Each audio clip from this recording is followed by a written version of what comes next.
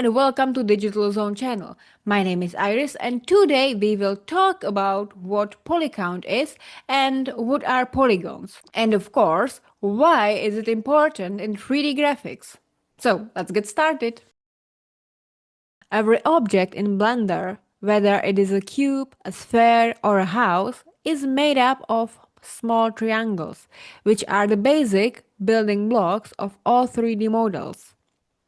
These triangles are called polygons, and their total number is referred to as the polycount. Polygons can generally be either triangular or quadrilateral. Blender uses squares for modeling as they are easier for artists to work with. However, it used triangles for rendering and export. So, if you wanted to export a square plane made up of a single square and you thought that it would give you just one polygon, beware. When rendering, the square is split into two triangles, so the total polygon will be 2. In Blender, every object and every surface is made up of these triangles. This is because the graphic cards used in game engines can only work with triangles. Polycount, or the number of polygons, is extremely important for performance. The more polygons our object has, the more the graphic card has to process, which in games and real-time application can, for example, mean a lower FPS. A higher polygon count can also increase the rendering time and enlarge the size of the final file.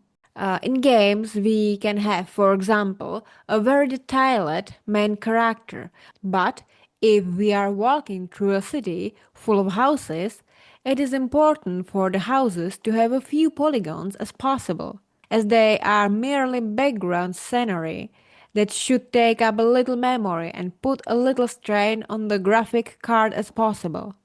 Many games address this by rendering detailed house models only when the player gets close to them, and if the player is far enough away, they only see a reduced and simplified version of the model. When creating objects for games, 3D artists usually aim to make their models as realistic and detailed as possible, but they are often limited by a maximum polycount set by the developers.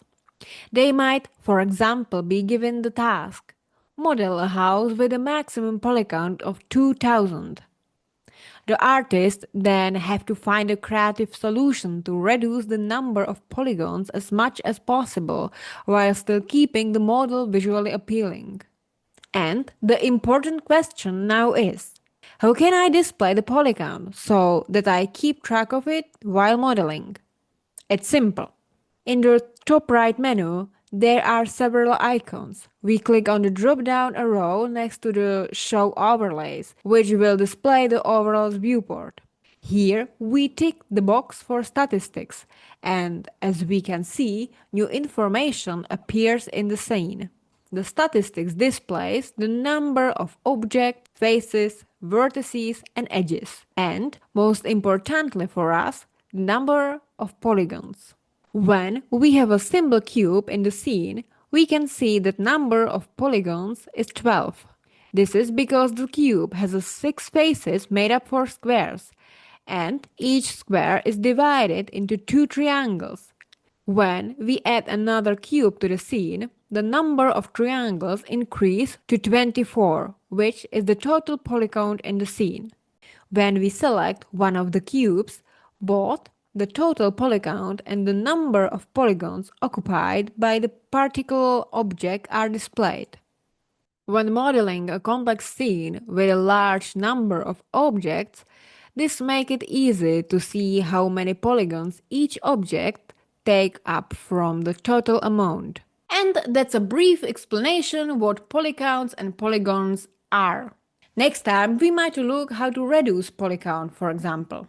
If you found this tutorial helpful and learned something new, feel free to support me with a like, subscription or comment. But it's all for today, and I will see you next time in another video.